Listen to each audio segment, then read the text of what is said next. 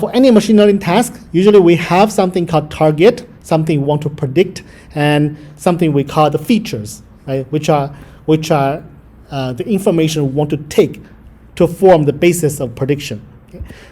So I think it's more efficient if we just directly get started with the main example of today's class. So let's say we're predicting the medical cost of different individuals. Actually, in a business context, we may think of this in a way such that you take the role of an insurance company, and then you want to look at the demographic and other information about different individuals who wants to purchase insurance from your company, right? And one important thing to keep in mind is that, well, I mean, you may not want to accept all the potential customers because some of them may cost you heavily, right? If they have bad health situations, you may not want to insure them because you may have to pay a very high amount of cost for them unless they pay a very high premium. And in order to calculate the premium one should pay, it's also necessary to look at the features of the individual customers so that you can come up with an individualized plan for that person, right? So for our purposes, we're going to, as usual, first load the data set, and we'll look at what information is included in this data set, and then we can better define our machine learning problem. Okay? So as usual, there's a link to the CSV file that directs to a public GitHub repository I created. So let's right-click and copy link so that we can use pandas to directly load the data set. Okay? So as usual, import pandas as PD. Okay? And then we need to create a data frame. And this part, this data set is about medical information, right? So let's call it df med. I mean, you can choose any name, but here, let me just use df_med to make it short and somehow informative, right? So pd.read CSV, and then I need to provide the link to the file. So I just pasted the link I copied a moment ago. Okay. Now after we do this, we will want to take a peek into the data set, right? So let's do df_med. You can use df_med.head or tail, but here let's actually preview by just entering the name of the data frame. It will not show us everything as we already know, but at least we have a good idea about how the data set looks like and how many records do we have in this data set, right? So basically this is how it looks like. In total there are 1,337 rows corresponding to this many individuals. And those, let's say those are the potential, the existing customers of this insurance company. And the insurance company can observe the features of those customers, such as the age of every customer, the gender, and some physical features, such as the BMI, right? That is somehow closely related to the health condition of the individual. Right? And for every customer, we also know how many children do they have, whether or not they are a smoker, and the region in which the customer lives in. Right? And also the final column is the charges. Let's assume that it's the total annual cost the insurance had to pay those customers, let's say, in the last year. Okay, so that gives us some idea about the individual or personal information of the different customers, and also how many costs were incurred for each of the customers in the data set. So remember, the task is that we want to, let's say we have a new customer or potential new customer, and we can ask for information about age and sex and BMI, how many children do they have, are they a smoker, and where the customer is living in, right? I want to predict how much this customer will cost me under any new insurance plan, right? So that actually I guess, more or less important for this kind of companies, especially insurance companies, right?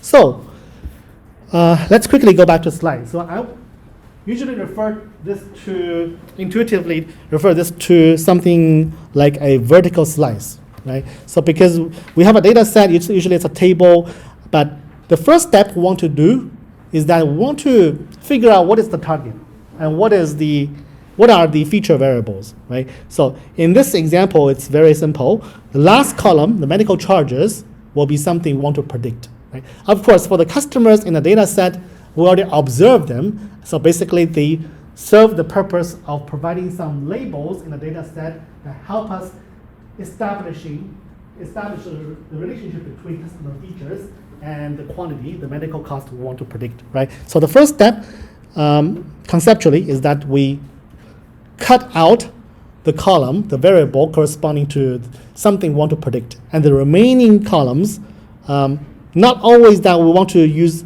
all those columns, but in general, the remaining columns will contain the information based on which we want to make the prediction, right? So the remaining columns are generally referred to as predictors or features. Okay, so that's more like the background. Any questions? All right, so this is how it looks like. Let me know if you have any questions. And of course, usually we want to check missing values or sometimes duplications before we get started. But here, to save some time, I can tell you that there's no missing value or any complications inside this data set, so we're ready to use it. Okay? And so we're going to focus on a set of columns to treat them as features, and then we want to predict the medical cost. And eventually, we want to also have some idea about the performance of your predictive model, right? After you develop the model and you train the model, and the model is capable of making predictions, how accurate will be these predictions? So that's another important goal of today's class. Okay? And one of the most useful libraries for classical machine learning models, as some of you may already know, is called Scikit-Learn, Scikit-Learn. So that helped us implement many of the classical machine learning methods. Today we're going to start with linear regression, but later on we're going to see more. The nice thing about Scikit-Learn is that it has a pretty consistent style and syntaxes for different machine learning models, right? So if we know how to use it to develop a linear regression model, pretty much we know how to deal with other methods as well. Okay, so so here I'm just gonna directly import Scikit-Learn, but later, as we'll see, not only we may need to import Scikit-Learn, but also oftentimes we need to import the sub-modules inside this library, okay, to serve our particular purposes. Now, hopefully the general objective for the problem is clear, right? I think it's quite intuitive, just to make predictions of the medical cost based on the features of customers. But actually, there will be something tricky, right? So, for example, going back to this data frame, take a quick look at it. What do you think is something that might be tricky for us to directly use it on a quantitative predictive model like linear regression? Okay. So, I mean, all those information, at least for now, looks relevant, right? Age, gender, BMI, number of children, smoker, and where the customer is from. I mean, which is also important because different areas may have different levels of public health resources, and turn out their medical charges may possibly be very different across different regions, right? So what is one possible complication or tricky issue you would imagine to complete our predictive task? Yes, please. Categorical variable, thank you. Yes, exactly. The region is a categorical variable, and smoker, it's yes and no instead of numbers, right? So whatever model we're developing, usually at least in the back end of your computer, it's always going to be calculations based on numbers, right? And then for numerical values such as age, BMI, children, there shouldn't be much issue because they're numbers, right? We can always develop models to do calculations based on numbers. But for like sex, for smoker, region, those variables, we have categorical variables, right? The values are actually somehow textual, but the text data defines different categories. Male, female, 2 categories, right? Smoker, non-smoker categories, a number of regions there are different categories. So how do we do this? I mean, how do we convert categorical variables into numerical values so that we can proceed with the model? So what do you think? For example, for region, what do we do to turn them into numbers?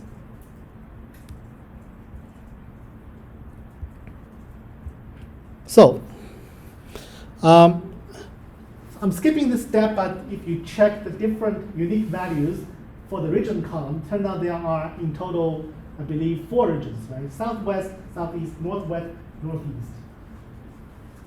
So a way to convert all those category variables under the region column is that we can, instead of using one column, we can expand it to 4 different columns. Right? So each column will be corresponding to a particular unique value in that column. So we have a column southwest, column southeast, column northwest, and column northeast. And for the rows, as usual, it represents individuals, right? Now, let's say the first patient is from Southwest.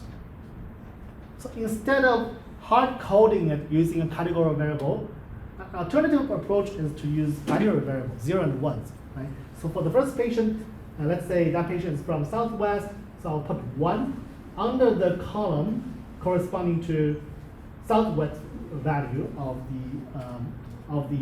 the possible regions where the customer is coming from. And if that customer is from Southwest, obviously that person is not from Southeast, Northwest, or Northeast. I put 0s for the remaining 3 columns, right? So the information contained is exactly the same. If you look at this first row here, you know that whenever you see 1, it means that that particular value of the categorical variable is active. Right? So my first patient is in Southwest, not in the remaining regions. And if you look at the second row, again we have 0 and 1s. We can immediately try to identify the value that is equal to 1, and in this case, it's Southeast. Right? It means that the second customer is from the Southeast region, not from the remaining regions in the original region column. Right? So if you convert the categorical variable corresponding to region from 1 column to 4 columns and put 0, 1 values to represent the active region among all the possible values, it's basically the same information, right? So we don't lose anything. So we just replace that categorical column, region, with all those binary columns. So questions? So the idea is that basically we are representing which region is the customer from by 0s and 1s, and those are numbers. Right? We can handle numbers in most of the machine learning models. So that's something we want to handle. I mean, there are other categorical variables like smoker, yes or no, gender, male or female, but the idea is pretty much the same. Right? So one question.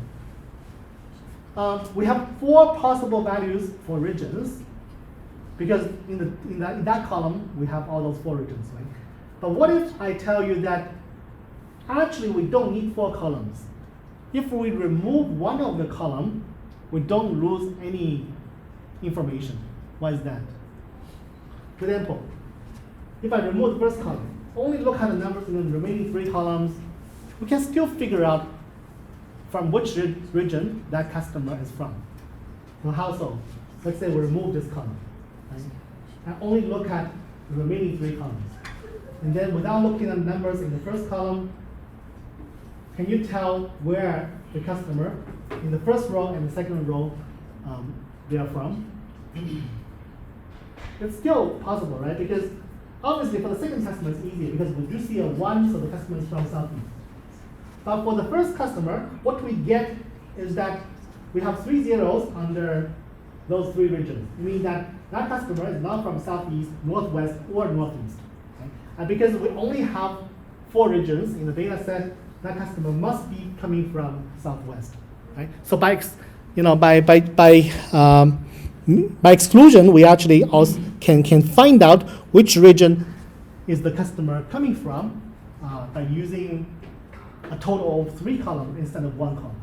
Right? So that usually saves up some not only storage space but sometimes some computational time to make the data set actually a little bit simpler after converting it to from categorical variables to binary values. Right? So of course, this is more like conceptual. We need to understand that we are able to convert categorical variables to numerical columns, and then let's say there are n possible values for the different categories. We turns out only need to have n-1 columns to encode all those categorical values into binary values. Right? I mean, we don't have to really worry much about implementation because, as we'll see, it's actually quite simple and efficient. But conceptually, at least we need to understand how this works. Okay? Questions? Now, this is called one-hot encoding, right? Because for every row, for every categorical column, we convert it to a number of columns. For every row, we see one, and the remaining value will be zeros to indicate which categorical value we are taking for that row. Right? So 1 is hot, 0 is cold, and we only have 1 hot value. So that's why it's called one-hot encoding. Okay? And then in the Scikit-Learn library, we have a very simple function called one-hot encoder for us to encode categorical columns into binary columns. Okay? So let's try to implement that. But before we do that, let's actually talk about another possible, pre-processing step, which is different from one-hot encoding, but the concept is still that we need to convert some of the columns, right? Some of the features. We'll worry about the implementation of one-hot encoder just in a few moments, but let's quickly move on to the concept of scaling, and let's see why we need to have scaling. Okay, so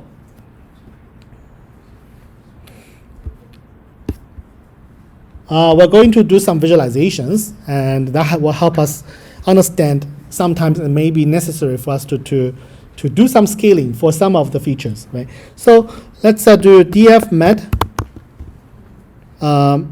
Let's say we look at the first row just to recall what information was included. Right?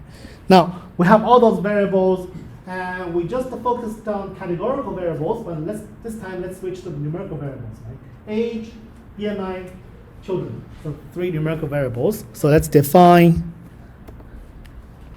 a list, so new num columns, just some abbreviation to make it intuitive and concise, right? So let's call it, let's define it as a list. So age is one of the columns I want to focus on this time, and BMI, and also children. Those are the 3 numerical values, right? And we don't worry about the charges because that's the target variable. That's not the features. Okay, so that allows us to define a list of the column names that give you already numerical values in the original data set. Okay, let's do a quick box plot. Okay, this time let's not use Probability Express. So let's just directly focus on a method attached to any pandas data frame. Right. So df-med is the data frame. And I need to select some of the columns, right? What do I select? I select all those numerical columns. I already defined the numerical column names as a list. So in this way, using square bracket, I'm extracting all those numerical columns. And after extracting them, let's do a plot. So df.plot that will plot the corresponding variables you have chosen. So what do I plot? Well, I want to do a box plot to look at the distributions of numerical values for each of those columns. Okay, so this is something I think we have done quickly before. Not too important if you forgot, but the purpose is just to motivate a little bit about the next task we're going to perform. So those are the three box plots to show the distribution of the three numerical features. Age distribution, people can be as young as, I think, somewhere around 16 or 17, or as old as a bit above 60 years old, right? And for BMI, it's somewhere between 15 all the way to close to 50, but there are some larger outliers. A number of children, somehow intuitive, not a large number, right? Between 0, maybe 3, 4. So that's the distribution. So what do you see here?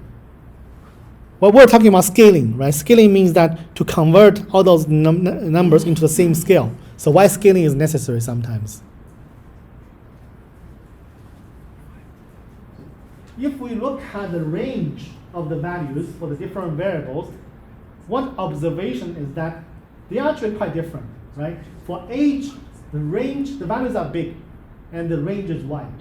For BMI, the values are sort of intermediate, right? From somewhere from like 13, 14, all the way to like somewhere around 40. And it's definitely the range is somehow narrower than age, and also the values are smaller.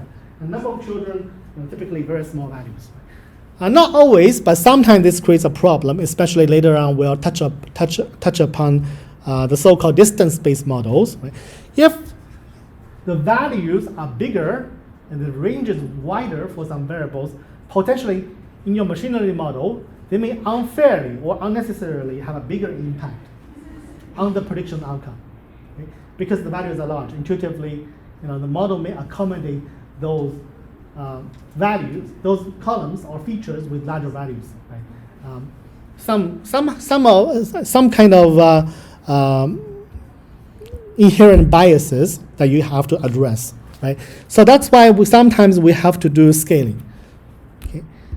And so how do we scale? Let me quickly mention the ideas. Okay? So the idea is that even though, let's say, age is ranging from, let's say 17 all the way to 65, much larger value than number of children, right? So we may want to convert all those values into a different column of values that is in a more smaller and more compact range, let's say from 0 to 1, right? Or 0 to 2. And then we do the same thing for other possible numerical values. Eventually, all those columns have very comparable ranges of values. And then, in the end, they may likely to have similar impact on your machine learning model based on their magnitude, right? Of course, they still have different impacts based on the nature of the problem. So here I listed 3 possible scalars. The mathematical details are not so important, but we're going to focus a bit more on the standard scalar, which is one of the most commonly used one. So the idea is simple, right? You take a column of numbers, you can find out the mean value of that column. You subtract the mean value from each number in that column, and then you further divide it by the standard deviation of the numbers in the column as well. So in that way, after this kind of operation, that column will be converted into another column of numbers with 0 mean and standard deviation equal to 1. Right? So the mean value is 0 and standard deviation is 1, so that converted into something somehow more or less standard. Right? If we do this for every column, eventually all the numerical values from different columns are somehow comparable. Okay? There's also the min-max scalar. So for every number in the column, we may extract the smallest number and divide by the range or spread out of this column of numbers. If we do the min-max scalar, then all the values in the column will be converted to something between 0 and 1. Okay?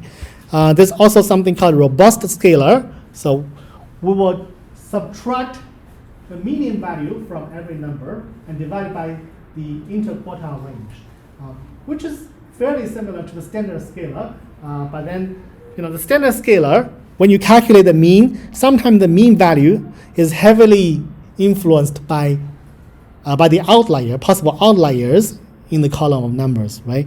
And the robust scalar, actually, they are subtracting the median and dividing by the interquartile range. So those are values somehow independent of the extreme values, the outliers. So they are influenced by outliers to a much less extent. Okay? So for most cases, it's, first of all, in many cases, it's not really making a huge difference if you choose different scalars. And also more importantly is that once you decide to scale the data, you don't know which scalar to use, you can just do experiments, right? To see eventually by choosing which scalar, you will get the best performance of the model. So the concept is not too complicated, and this is just some background information. In the implementation we're going to demonstrate, the important thing is that we have this concept of scaling the data, and eventually we'll be able to, pre-process the data based on the scalar you have chosen, and then do further analysis in your predictive modeling. Questions for now? All right, so now let's jump into implementation. So we talked about one-hot encoding and scaling. Usually one-hot encoding is for categorical columns, and scaling is for numerical values. But they have some common feature. So what is the common feature of those two different kinds of operations? Well, conceptually it's very simple, right? One-hot encoding and scaling, they are both doing some performance on the different columns, on the selected columns. So that sometimes we consider them as column transformers. So we want to transfer certain columns into different values or different formats, right? Without losing any information. So next, we're going to use a method called column transformer to combine both one-hot encoding and scaling, so that later on we can directly invoke column transformer to complete all the data pre-processing in just a few lines. Something very efficient using the Scikit-Learn library. Okay. So we're going to use one-hot encoding, and also we're going to use one of the scalars, let's say standard scalar, right, to pre-process the data. And after the pre-processing, we're going to get the data ready for our predictive model. Okay. Now, let's see what we're going to do. Right? So let's import some libraries. Not libraries, these modules inside the Scikit-Learn library, in order to get ready for the subsequent data pre-processing. Okay? First, we're going to do this. So from Scikit-Learn.preprocessing, we're going to import, because we're going to do one-hot encoding, we have to import one-hot encoder. Okay.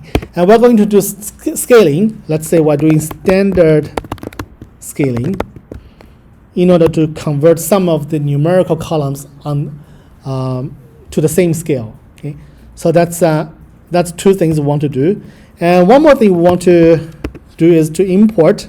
So from Scikit-Learn.compose, it means that we are using some compositional method.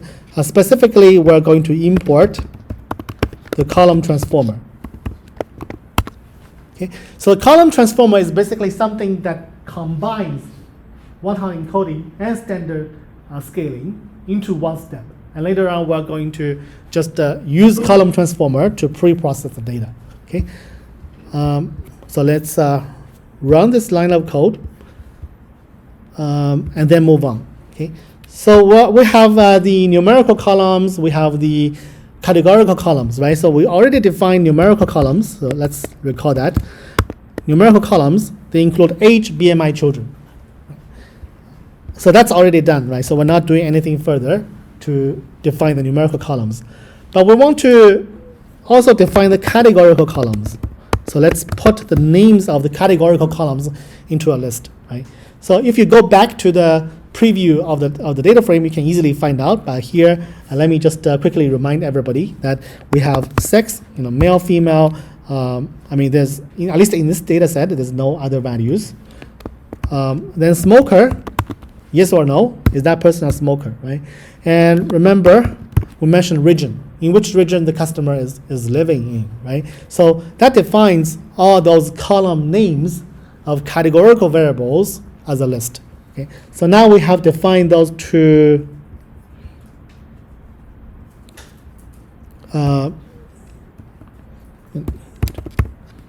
different types of columns, right? So let's quickly preview them just to make sure that things are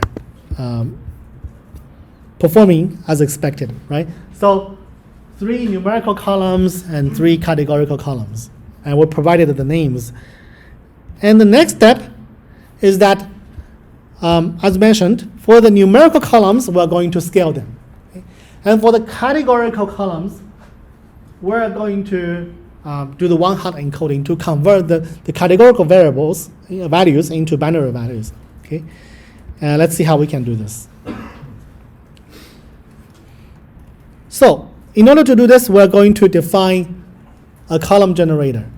Column transformer. Okay, so let's call it CT, column transformer, equal to column transformer.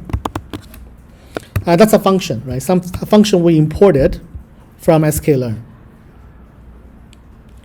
So when we use this function, we have to specify what kind of transformation operations we want to perform, right? So what do we transform? How do the transformer work? So the parameter to supply is called transformers.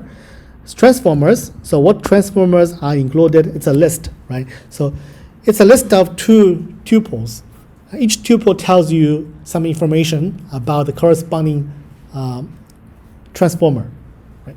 So we have 2 elements, and in this syntax of this column transformation definition, it's going to be 2 tuples defined by round brackets. Okay.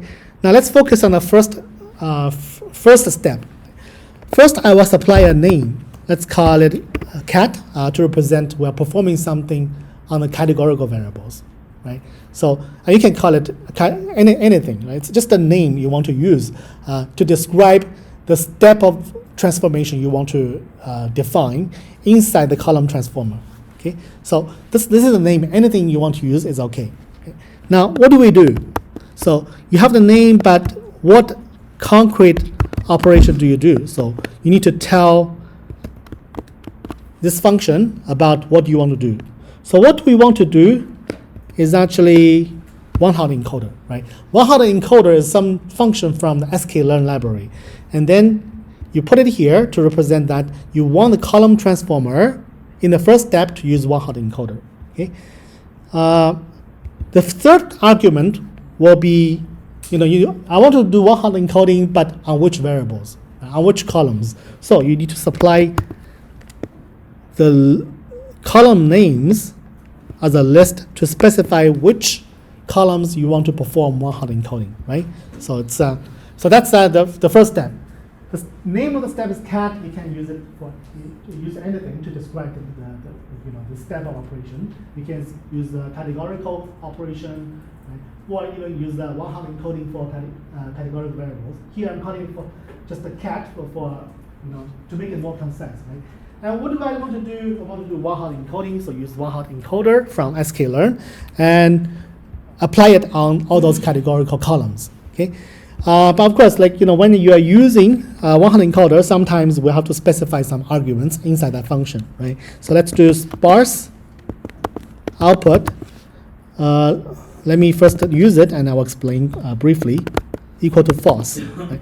So not too important, but when you do one-hot encoding, sometimes by default it gives you a data structure that is called sparse matrix to be more efficient in terms of numerical computation. But for our purposes, let's not generate an object of sparse structure because in the end, while feeding it into a machine learning model, we still need to use every single number inside that structure. So it's more convenient to just let it return a regular, matrix or numerical structure, right? So not too important, but usually we use it.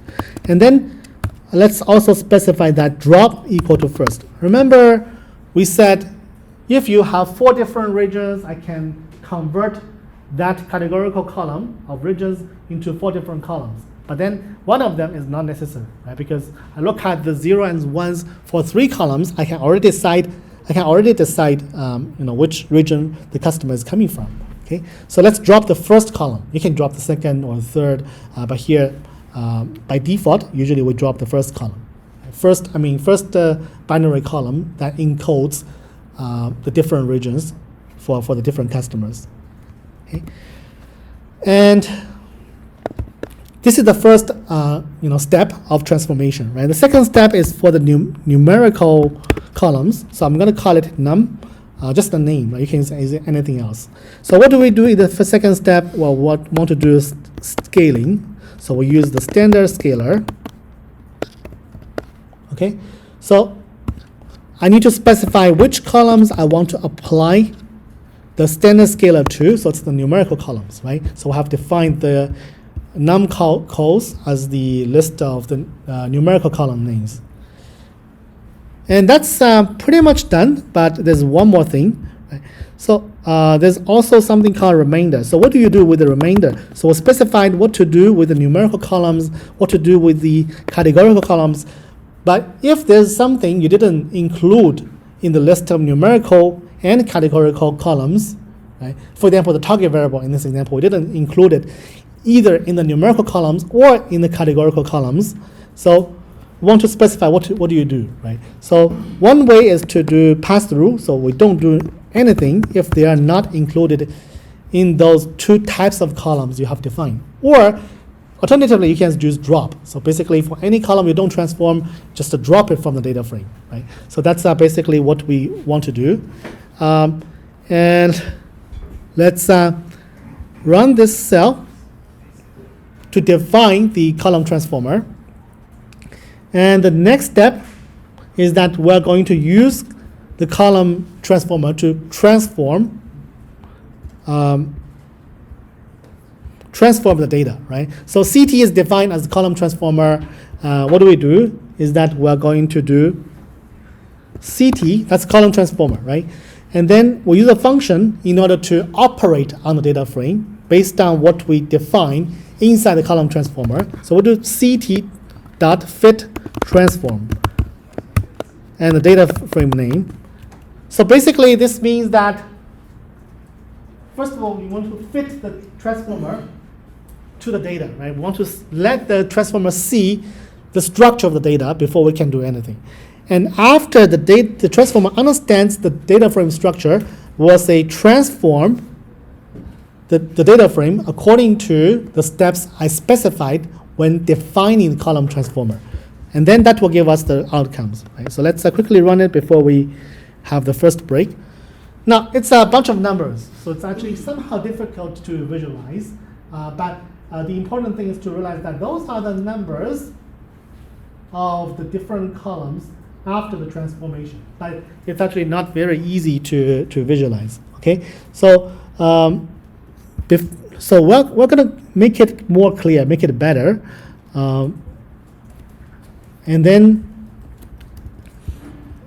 we're going to actually see that it did indeed perform what we wanted to do, right? So let's call the result transformed data, or transform simply. And then what we can do is that we can convert it back into a data frame to allow for better visualization, right? So pd.dataFrame, and then throw the transform data into this function that defines the data frame. Okay. and we can see better. So it's back to a data frame. Now, the structure is different, of course, because we did one-hot encoding. We also did the scaling, right? So we know that all those numbers after transformation is looking like this, but it's not actually that intuitive, right? Because we don't have, one thing we lost is actually the column names, right? But fortunately, we can actually add back the column names. So let's see how we can do this, okay? So let me first comment out this comment and add it back a bit later. So CT is the column transformer, right? So there's a function called CT.getFeatureNamesOut. Let's see what it does, right? So basically that's the column names after the transformation. It's different from the original data frame because some of the columns were expanded to multiple columns because of the one-hot encoding. And but anyways, that's what the column names or headings should be looking like for the transformer data frame, right? So what we can do is that then we can do pd.dataframe based on the transform data, and we can specify that so column names equal to ct.getFeatureNamesOut, right? To just get the reasonable column names after the transformation, and then we need to specify that column equal to all those column names we have obtained from the function of ct column transformer dot get feature names out, right? So then we can quickly visualize it, and now it's looking much nicer, right? So actually we see that they also added, the column transformer added the prefixes, right? For numerical columns, they added a num, the name of the transformer step inside the column transformer function, right? For the categorical variables, they added cat, again, the name of the step. And for the gender column, it was replaced by sex male column. It should be sex male and sex female, but then we dropped the first column, so the only one of the columns remaining. But we look at this column, 0 and 1 variables. 0 means that it's not a male, and which I mean in this case there's only 2 gender values, so it must be a female, right? For 1 values, it's actually a male person, okay? And smoker, similarly, yes or no, but we dropped 1, so smoker yes equal to 1 means that it's a smoker. Smoker yes equal to 0, it's non-smoker, right? And all those binary values for encoding the different regions as well, and all those age BMI values are looking a bit strange because we have scaled them, right? We have subtracted the mean of that column and divided by the standard deviation of the same column. Okay? So it's a different data frame containing the same information, and that's sort of setting us up for building and running the predictive model. Just to quickly recap what we have just done, there's a very simple way of doing this. So we can visualize what we did by just entering or displaying the column transformer we have defined. Okay, so CT was the column transformer we defined, and if you just provide, the warning messages are something regarding compatibility. Let's not worry about those right now, but to make it better, let's do display CT.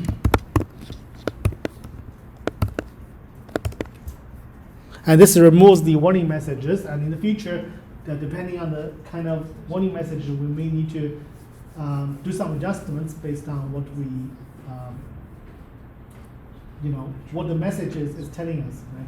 So in any case, this is what we have done. We define the column transformer. It has 3 different components named cat, num, and remainder, corresponding to 3 different kinds of operations. Under the part with the name cat, it's dealing with categorical variables. We simply applied one hot encoder. And for num, we defined and applied a standard scaler to scale the features. And then for the remainder, anything that is not included in the categorical and numerical variables we defined, in this case, the target variable, we let things pass through, meaning that we're not doing anything. Okay. So this is how we can visualize the column transformer we define, and we can also subtract one particular component of the column transformer. For example, CT square bracket num that will extract the middle part, which is the operation of doing standard scaling, right? So let's look at the content of CT num, and that will be the part in the bottom, right? It gives us the standard scalar. And another thing let's quickly do about is to see again what is the information contained in those three different steps. Actually, let's focus on the scaling step, which is named num, and let's see how what we can get from there. Okay, so first of all, very quickly, let's do CT num. So that gives you the step of doing scaling, right? It's basically the standard scalar. And then if we use CT num dot get feature names out, using this function, we can get, recall or get all those different column names on which we have performed this standard scaling operation inside this num step.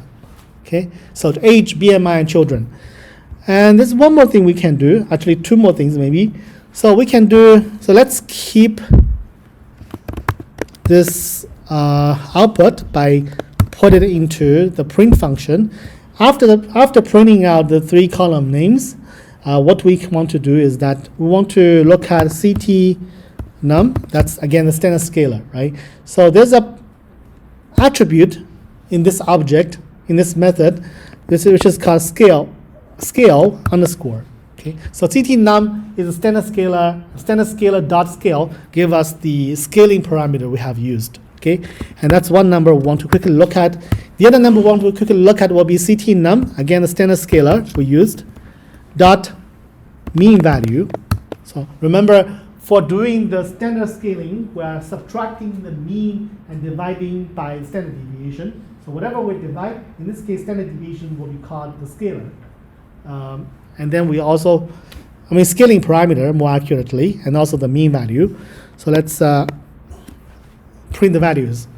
Okay, so now we have a bunch of numbers, right? So let me give you a quick example to see what information is actually included.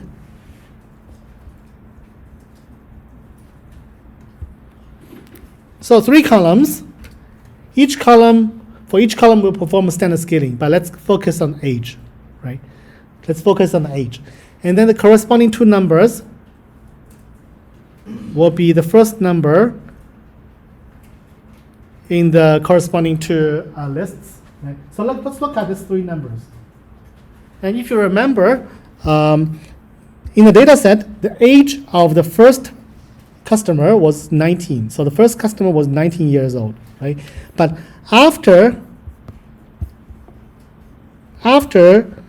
all those scaling operations, let's look at the first row. For the age column, it has a slightly different name after adding the prefix, right? It's minus 1.44. So it means that basically this age of the first person, originally 19, is converted to minus 1.44, right? So how do we get this? How do we actually perform this operation, right? From 19 to minus 1.44. So that's exactly by adjusting the number 19. This is for the first customer, but we did basically the same thing for every single customer, right? 19 subtracting the scaling parameter, which we can find from the result of CT num.scale, showing the scaling parameter for the first numerical column age. Right? So we're subtracting subtracting the mean actually. So we're subtracting the second number, right? So the mean is the second last line of display. So we're subtracting 39.22, right? And divided by the scaling parameter, which is the standard deviation, right? Which is 14.039. So it's dividing by 14.039. And that's exactly how we obtain minus 1.44. So that's just a quick peek into the detailed operation performed by the standard scaler as one step of the column transformer. Do we have any questions? Anything unclear? So basically, this is not too important actually. So basically, I will just try to provide some insights into like how do you get the different numbers in the transformed data frame based on the original number, right? It's basically the definition of the standard scaler. Now, so once again, let's actually quickly overview what we get from before the break, right? So the most important thing is that after using the column transformer, we basically get a bunch of numbers. That's the transformed data, right? I would call it transformed. And then what we did is that we converted to pd.dataframe using this function to convert it into a data frame.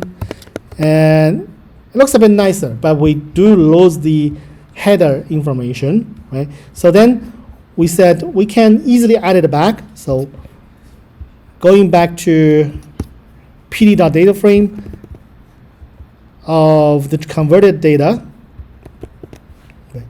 And then we will specify that the columns are equal to something we use from ct.get feature names out. Okay, and then this is basically to add back,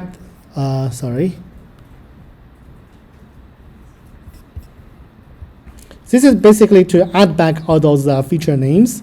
Okay, let me quickly try to find out the error.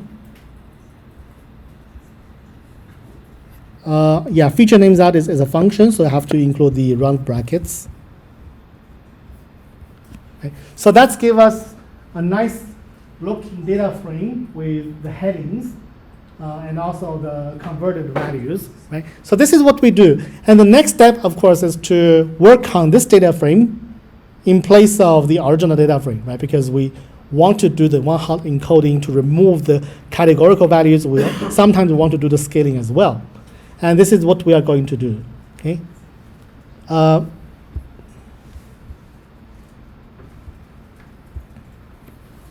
But actually, let's do a simplification, right? Because generally, for non-distance-based models, such as most of the regression models, scaling turn out, in many cases, are not so important, right? And we do want to make the example actually as simple as possible. So let's quickly go back to the column transformer part. So this is where we define the column transformer, right? So let me copy it.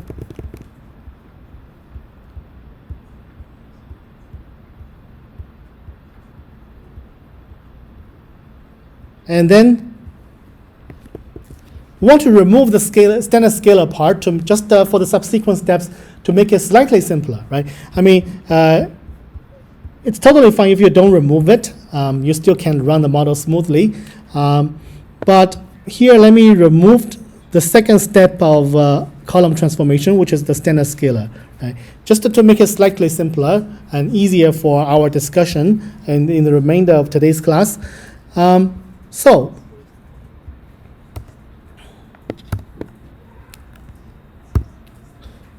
that makes it slightly simpler.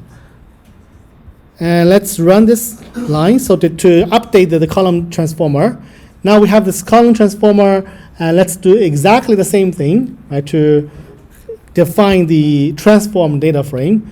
So we have this column transformer, and we want to, the next step is that we want to apply it, right? This is basically to define the column transformer as CT, and then we have to apply this column transformer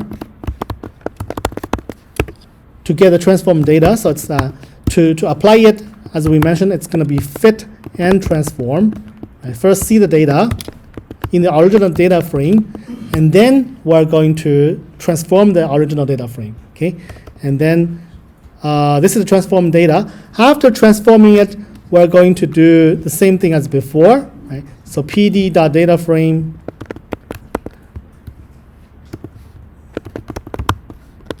and we're going to use the transformed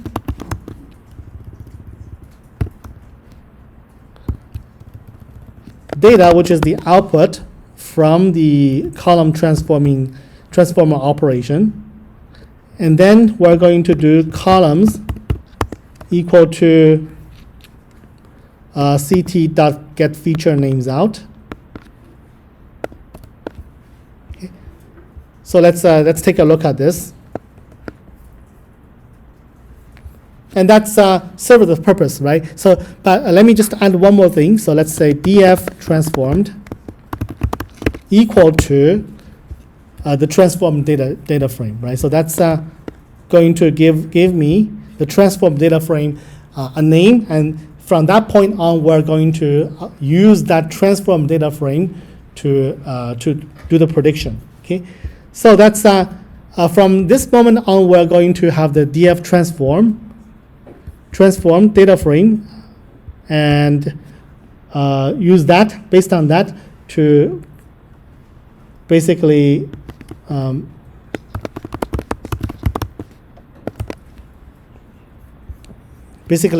define and train a model, right? So this is what it looks like. So now one different thing compared with what we have done right before the break is that now looking at the values of age and BMI and number of children, now this time we didn't scale it, right? Just to revert back a little bit so that we are not scaling anything for the numerical values. Instead, we simply perform the one hot encoding step, right?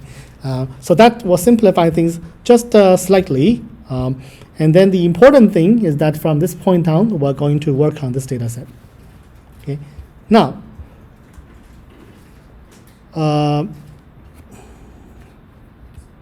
this starts. After this part, now we are going to do one more thing, which is to, look at this data frame we want to work on. So once again, df transformed, right? And all those variables here, all those columns here are containing some information we want to use to predict the target.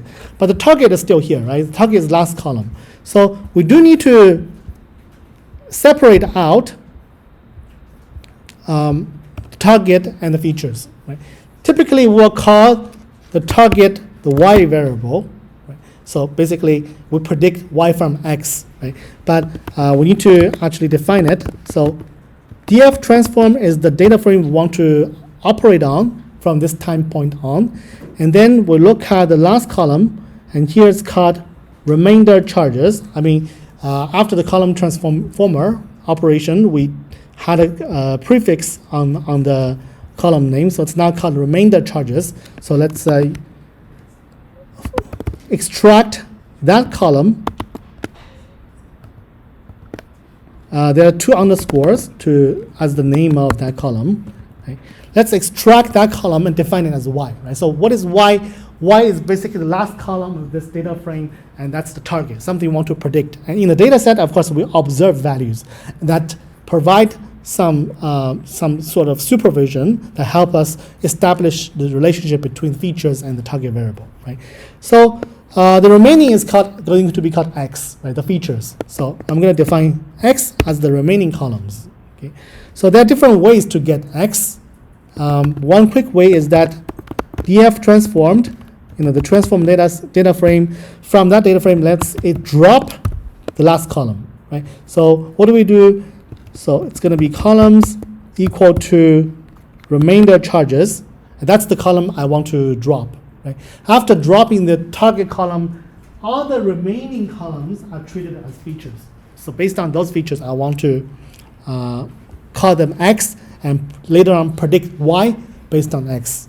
Okay. Now we can quickly display, first of all, y. And then after displaying y, let's also display x to visualize it, just to make sure that things are on track, right? So now, y is just the one single column. That's the charges. after the transformation. And X is the remaining columns. So basically we have everything required for building and fitting the model for the subsequent steps. Okay, so now we have those completed. Okay, but we're not exactly ready yet. So this time let's go back to this illustration of a data set as a table, right? So we mentioned that we always want to do a vertical split, and we want to sort of separate the target column from the remaining feature columns. But sometimes, actually not sometimes, most of the time, we also want to do a horizontal cut, right? We want to split the data set into two parts. So basically, each part contains a number of data records. Okay? So one part is going to be called the training data set, and the other part is going to be called the testing data set. Okay? So some of the rows will be used as the training data, the remaining rows will be used as the testing data. So what do you think is the purpose of doing so? So why do we want to split a data frame, different rows into two parts, right? One segment contains a certain number of rows, and the remaining rows are reserved for something we call the test data. So why do we want to do this? So remember, we are doing some kind of prediction, or sometimes we call it learning, right? So the whole purpose of doing this is that the whole purpose of predictive analysis is that I want to establish the relationship between the features and the target variables, right? And this data set is something we can use to identify the patterns or the relationship between the features and the target, right? But in the end of the day, we always want to do some performance testing, right? After we define and train the model and use it to make some predictions, we always want to figure out how good it is. So that's where this operation called train test split comes into place. So I think I have some quick slides about that.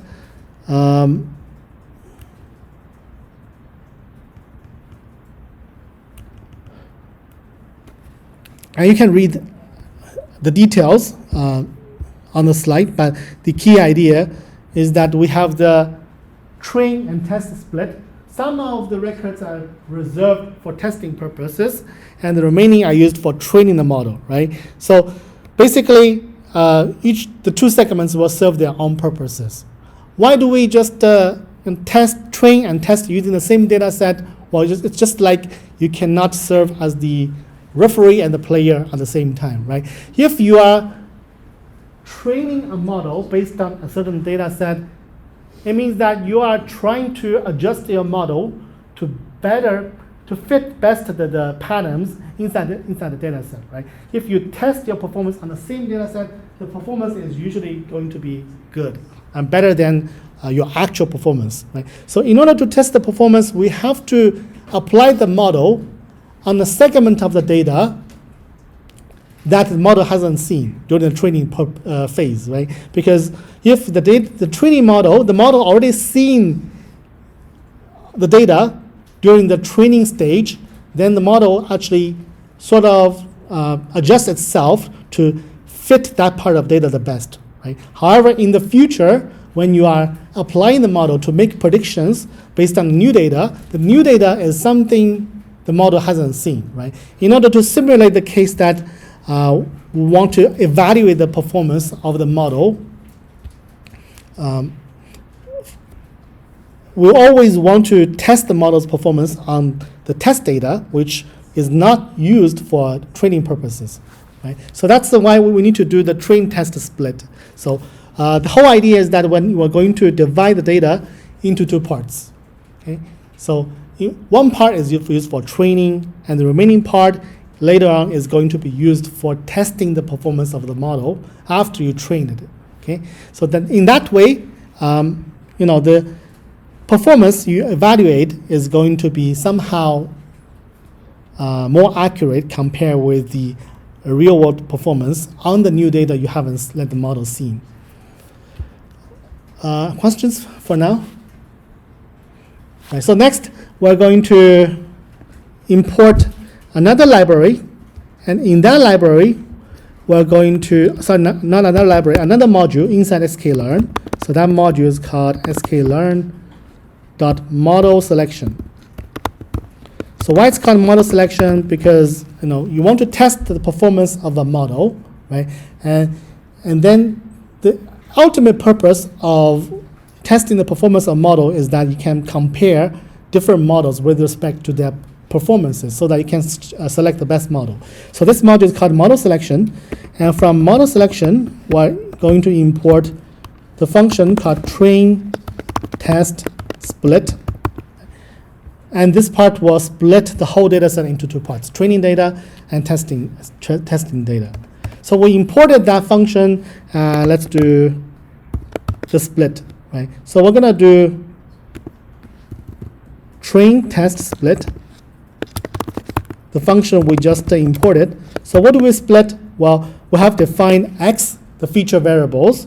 We also extracted the y variable, the target variable, right? And then we're going to split both x and y into two parts. Okay, and then we need to specify how much data we want to reserve for later testing, for testing purposes that we want to do later after fitting and training the model, right? So there's an argument we want to use, which is called test size equal to a certain fractional number. So here let's use 0.2. So it means that 20% of the records in the data set will be reserved for testing purposes, okay? And the remaining 80% is going to be used for training. Right? So that's the whole purpose. And there's one more argument called random state. Because as you can imagine, when I do the splits, there are different ways of splitting data. For example, I can, use the first 80% of data as training data, and the remaining 20% as the testing data. Or I can use the first 20% as the testing data, and remaining 80% as the training data, right? Different ways of splitting. So basically, what the model does is a randomized split, right? So every time you run this function, it will give you a different split, which is somehow causing some problems because you can never replicate whatever you did before. So in order to be able to replicate each of the codes we want, each line of codes we want to run, usually we want to define random state. It doesn't matter which number you use, but let's use 42. It means that it's actually by specifying the random state equal to 42, and next time you provide the same random state, it turns out you will have exactly the same outcome, right? And this is just mostly for replicability. I always want to get the same result next time I use this line of code. So if you use the same random state, it's the same split, right? So that gives you a bit more control. So this is the function used for splitting the data. Okay. Now let's actually define the outcomes to store the result. Outcome variable to store the result of this split, right? So there are 4 different outcomes. Intuitively, we have x train x test and y train y test, and those will be containing the training data and testing data both for the features and the targets. Okay, so let's quickly run this cell of codes. And then we can quickly visualize what is X-train. X-train is basically the same format, a data set with the same format, but with fewer rows, right? Fewer records, because we only subtracted 80% of the data, and the remaining of the data is inside X-test. Right? So this is X-train, and you can do Y-train. It's only one column, but it's not all those target variable values, because only 80% of them are selected, and the remaining 20% is reserved for testing purposes. So basically, X-train and Y-train, they are 80% of the data for both the features and the target, right? And the remaining 20% will be in X-test and Y-test. Okay. Any questions, or am I going too fast? Let me know if you require any clarification, right? So I guess if you are not following, that's okay. because the key idea is more like the conceptual information, right? So basically we want to split the data into training and testing, and training data will have the X, the feature part, and the target variable Y part, and same thing for the testing data. And now we're going to train the model, right? So we're going to use X train, Y train, the training data for features and target, and later on do the performance testing based on the testing component data. Of course, whenever we're going to talk about doing a model, build a model and train it, it will always need to be able to specify which model do we want to use, right? There's tons of machine learning models available. Sometimes, I mean, not sometimes, it's always somehow tricky to choose which one to use. And the core idea is that whichever gives you better performance is the one you want to use, right? So, however, in order to build a model and train it and test it, the procedure is largely the same. So we start from the most basic model, which is the linear regression model. I'm sure you have encountered this model in other courses or your personal experiences, right? So once we know how to apply linear regression model to build a model and train the model, and pretty much we will have the same thing for other models, right? So a very quick review about linear regression model, right? So basically, we have features for a certain record, let's say a customer, x1, x2, xn, representing age, BMI, and other information for that customer. And the target y, in this context, it's going to be the medical charges incurred by this person, right? And linear regression model, just like most of other models, want to establish a relationship between the features, X variables, age, BMI, and other information, and the target, right? So essentially, we're assuming a linear relationship, and all those values, A0 is called the intercept, A1, A2, A3 are the corresponding coefficients for those different variables. And by using this linear relationship, we can at least have some method to predict the target y based on the feature x's, right?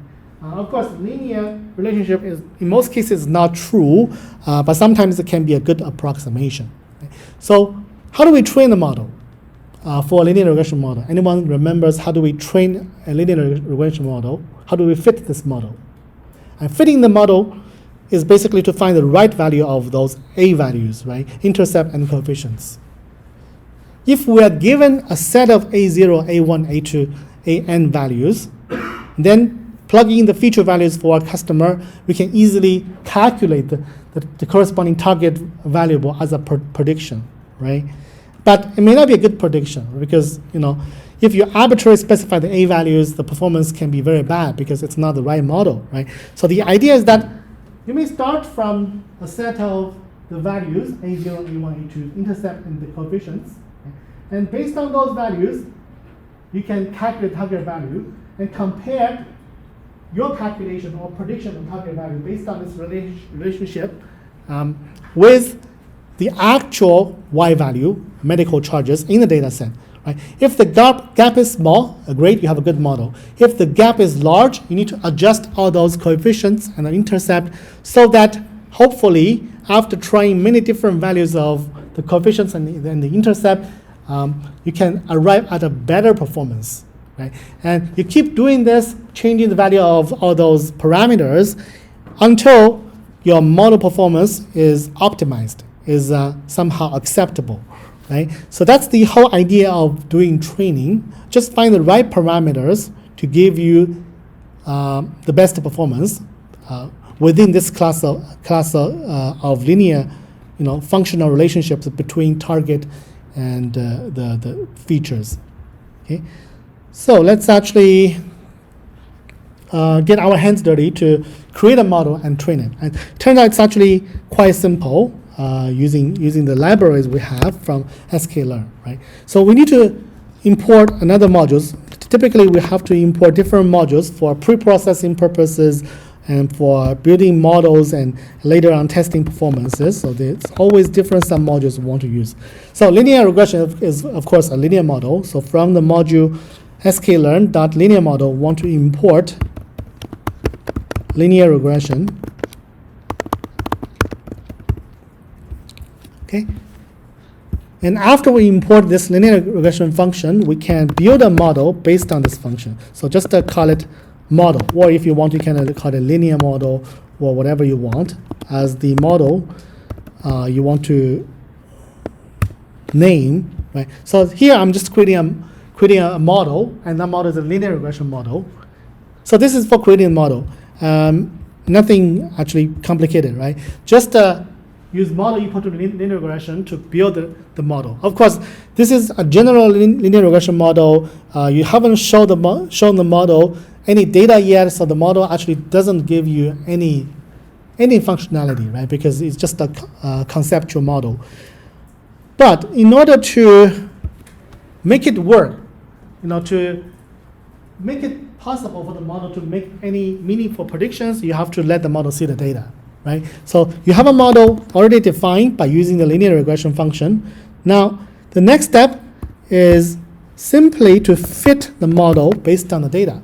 Now, which part of the data? Well, we know that's the training data, right? So we're going to fit the model based on X-train, the feature part of the training data, and Y-train. So let the model see the data, and to see if the model can adjust its parameters so that based on the relationship specified by the model, here linear relationship, like I can minimize the gap between the predicted x's and the actual x, so predicted y values, target values, and the actual target values in the data set, right? So that's actually model.fit, and then we can run it. And I mean, nothing is outputted because everything is run in the backend, right? So all we did is that we built a model, linear regression model, and fit the model on the training data. And then now the model is fitting is done. So then the model is capable of giving us useful information, right? So now we can look at the results of the model.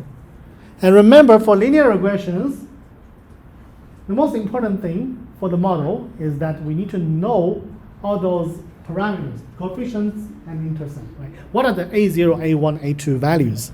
So there's one parameter called model dot coefficient, but it's the first four letters followed by underscore, right? And that actually gives you the coefficients, optimal or best values of the coefficients that gives you the best fit between the feature values and the target values in the training data set, right? So those are the coefficients. And of course, you will also have model.intercept to store the intercept value of this model. Okay, so the intercept is a minus 11,000 something, and the coefficients, each coefficient is corresponding to a certain, feature column in the data set, right? In this way, of course, it's naturally not very intuitive, right? So let's convert it into something that is more easily understandable, right? So let's convert the whole thing into the data frame to see how we can interpret the value, right? So let's do pd.dataframe, and then want to convert model.coefficients. I want to convert this into a data frame. Okay, so let's quickly see it. Now, it's the same thing, just the model coefficients listed as a data frame, right? It's not very kind of informative. Right? So let's change the index. By default, the indexes are just the numbers starting from 0 and continuously increasing one at a time, right? But now let's actually change the index. So what do we want to change it into? So let's specify index equal to X-train. So that's the training data frame, right? X-train is the training data frame, and want to extract the columns from the training data frame so that we know that which coefficient is for which column in the training data frame. Okay, and then finally, let's just run it. Okay, now this is a better display format, right? So we have a bunch of numbers. We know that they're coefficients, but you know, which coefficient is corresponding to which feature column in the original data set. And by doing this, we can have a better visualization, right? So in this case, we know that the coefficient for this binary variable to indicate whether or not it's a male person is -101. And same thing for the remaining values, remaining columns in the data frame, right? For example, for the number of children, how does that value play a role in the model? Well, now we know that the coefficient is 533. Okay? So that's the coefficients. And quickly going back, what we're going to, to better understand this, it's actually, we can actually recover the fitted model, right? So what is y is the target variable, which is named as y, right? And we know that target variable is equal to a0. That's the intercept. I mean, the a0 value can also be easily obtained, but let's omit it for now, right? And then the different coefficients multiplied by the corresponding features, right? For example, sex male, it's a binary variable 0 or 1. Right? How does that binary variable play a role in the model? You need to multiply that feature value based by the corresponding coefficient, which is 101.54, right? And then there's a second feature column in the original data frame. Is this smoker? So smoker, yes, yes or no, I'm 0 or 1, right? Multiplied by this coefficient, 23,077. Okay?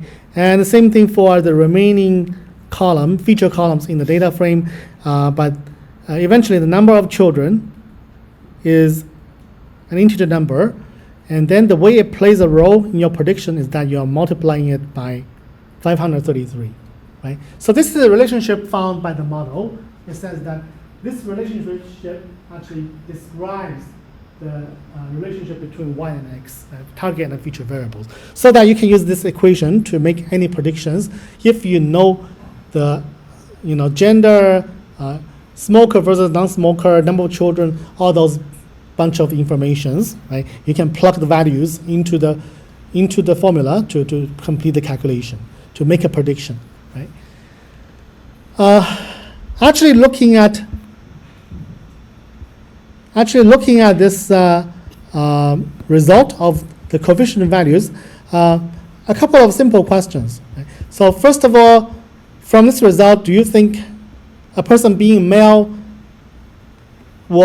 versus female, do they have a higher or lower medical charge based on this model, based on fitted model, right? I mean, to frame it more better, so male and female who will have a higher medical charge. So what do you think? Any observations? We have the coefficient, right? So it's a negative number. So what does it mean?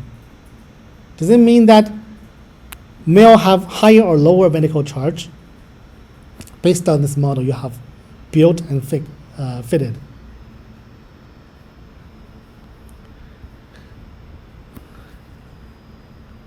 Okay, so I think today it's a bit quantitative, right? So it's awkward. I guess it's normal to feel a bit exhausted. So let me quickly go over this, and we can, in the last bit of today's class, we can move on to the exercise, so we can, really work on something together.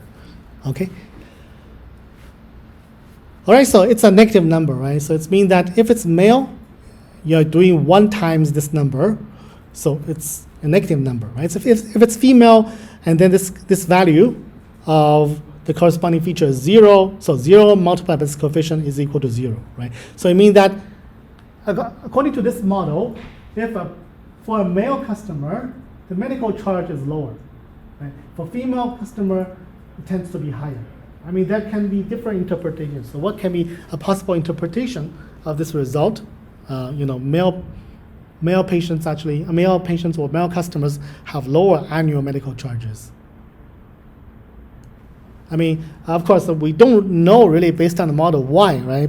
And even though it's important, so we can only go back to the context to find out plausible explanations. But intuitively, one thing is that maybe females take better care of themselves, pay more attention to to their health conditions. So turns out they visit the doctors more frequently. Right? That's actually how one can interpret this. Right? So another question, for example, if we focus on the regions, we have the Northwest, and Southeast, and Southwest, and we don't have we dropped actually the Northeast in this case. Right? So based on those information, based on those three coefficients, which region do you think actually has the lowest medical charge? Right? I mean, we look at customers from different regions. Right? Some tend to have higher medical charges annually, some have lower. So based on those coefficients, what do you think is the lowest medical charge based on the region of the customer? Well, if it's negative, it means that we have, when you multiply by the corresponding binary value, right, active binary value, which is 1, you have a lower value for the medical charge. So just look for the smallest number or most negative number. This means that Southeast, this region will have the lowest medical charges, right? So a possible insight may be that when you're determining the insurance premium, it could be lower for those from Southeast. Okay?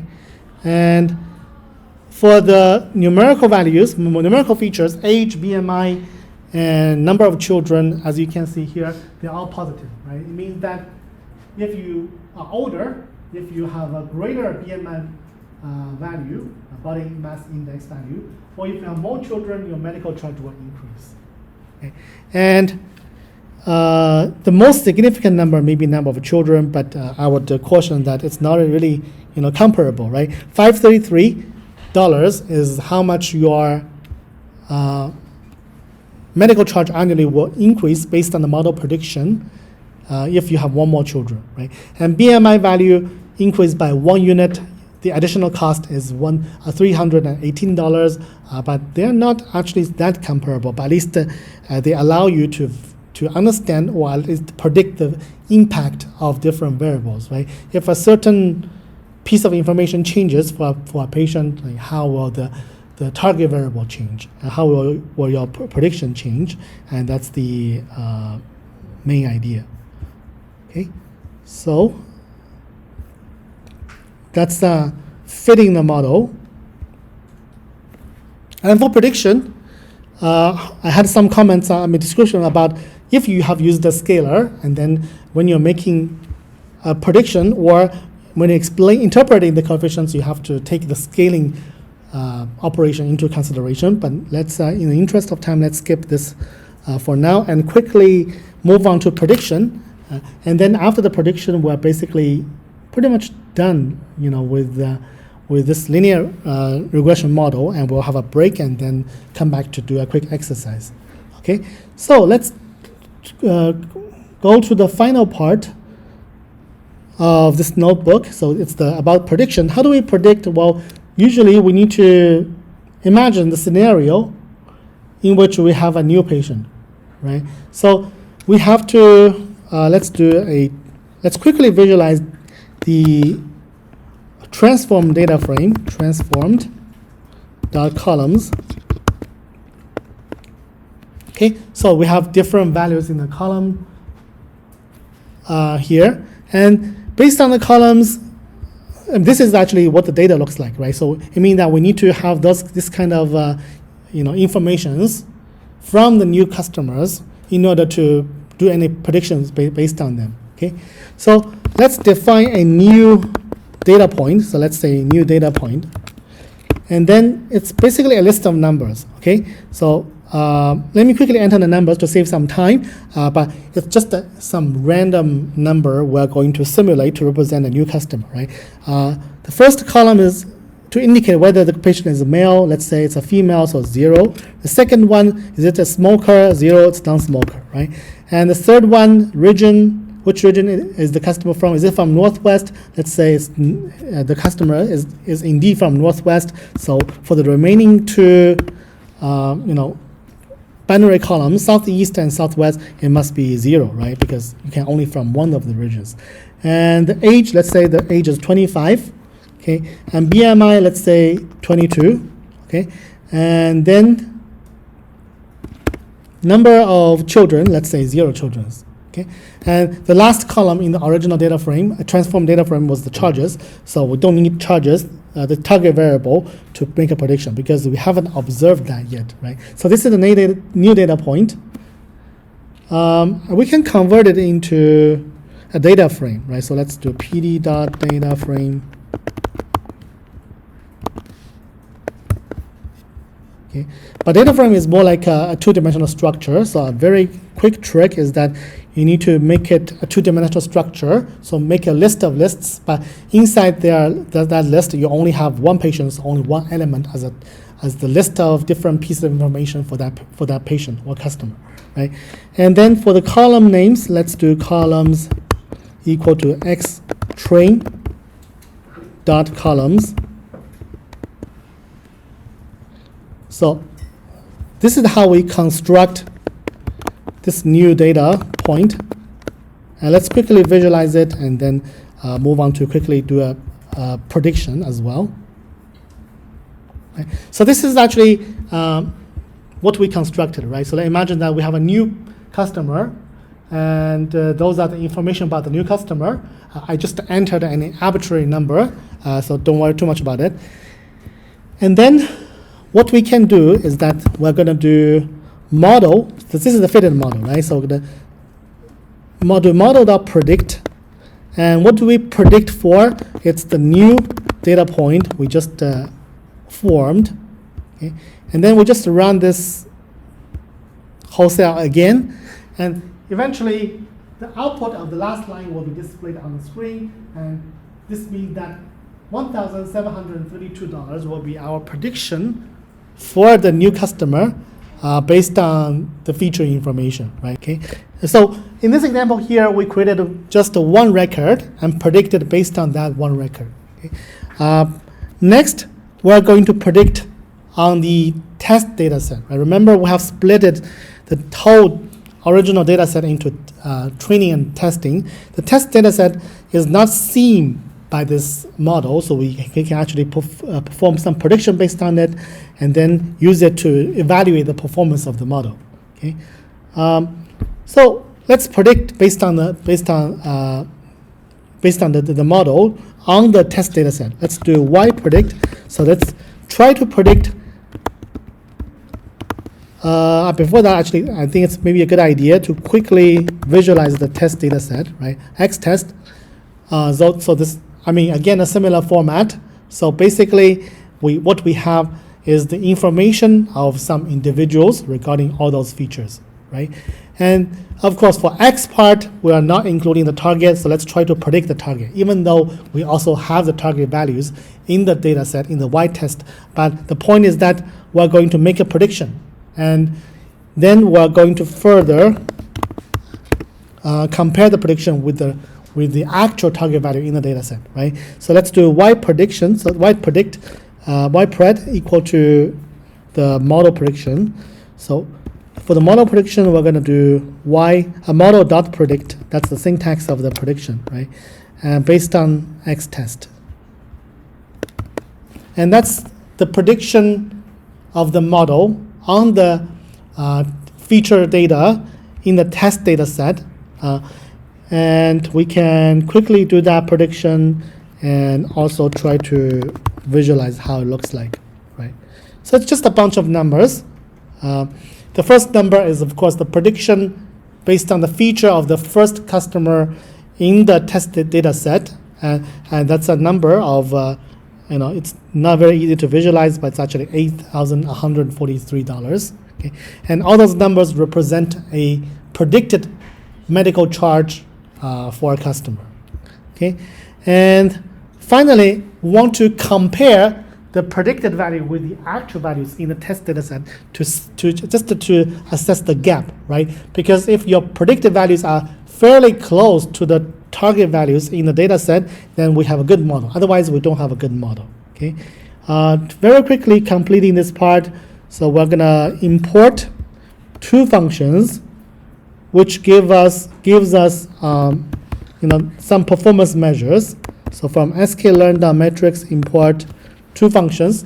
One is the mean squared error, and the other is called R-score. I think that's something you must somehow be familiar with from, for example, from a stats course, right?